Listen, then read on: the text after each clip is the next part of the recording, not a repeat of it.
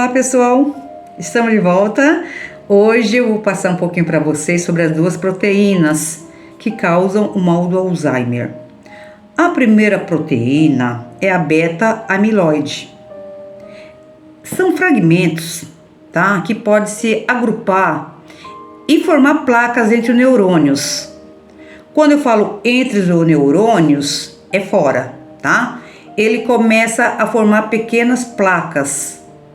E acredita-se que essas placas perturbem a comunicação entre os neurônios e desencadeiam uma resposta inflamatória, levando à degeneração neuronal e à perda da função cerebral. Interessante, pessoal, que muitas pessoas conseguem eliminar essa proteína normalmente, mas outras não. Outras, infelizmente, ela para no cérebro. Tá? E a formação dessa placa é um processo complexo e ainda não compreendida, né, pelos estudiosos, pelos cientistas, mas é um dos principais focos da tentativa de entender e tratar a doença de Alzheimer. Essa é a primeira. Agora eu vou falar de uma outra também que é crucial, envolvida na doença de Alzheimer. Ela é uma proteína associada aos microtúbulos, que é a proteína tau. Ela mexe com a estrutura.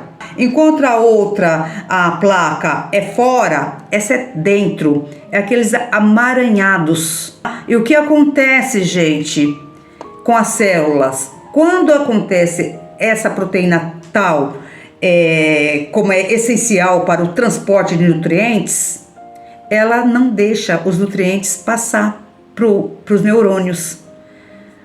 Por esse motivo, dificultando o transporte desses nutrientes às outras substâncias dentro dos neurônios, torna-se anormal. Então, acaba fazendo o quê? A combinação das placas de beta-amiloide e os amaranhados de tau contribui para a degeneração cerebral, característica do Alzheimer, né? Então, ambas as proteínas, tanto uma como outra, são alvos importantes na pesquisa sobre Alzheimer, né? Com o objetivo até de desenvolver tratamentos, né? Reverter a situação, mas infelizmente até o momento ninguém conseguiu tal proeza. Que infelizmente minha mãe foi uma dessas que não conseguiu eliminar essas proteínas, ficando acumulada e surgindo então o Alzheimer. Porque depois que é detectado esses dois nutrientes que estão lá parados sem o organismo conseguir colocar para fora, que começam os sinais. Foi o que aconteceu com a Auguste também, né? E aí vem os casos críticos de perda de memória, os sinais mais leves e assim por diante. Esse final de semana, pessoal, foi muito cruel. Eu pensei que eu estava até perdendo minha mãezinha, que foi uma coisa muito séria. Passamos o dia com ela, segunda-feira, no hospital, e foi feito vários exames, né? Constatou nada a não ser uma pequena infecção urinária. Os pacientes acabam realmente tendo tanto a infecção urinária quanto a pneumonia. Também são dois sintomas bem característicos da doença. Por isso, da higiene, por isso eu sempre passo para as pessoas que me ligam querendo saber algumas coisas, a higiene é primordial.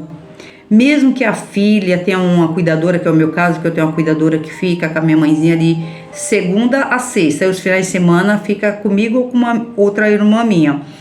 E o que é que acontece? Nós mudamos de cuidadora. E essa cuidadora, quando a minha mãe fazia o número 2, vamos falar o número 2. Quando ia fazer o número 2, ela não fazia a higiene adequada, o que leva à infecção urinária. Aí foi conversado, mas enfim, ela pegou essa infecção.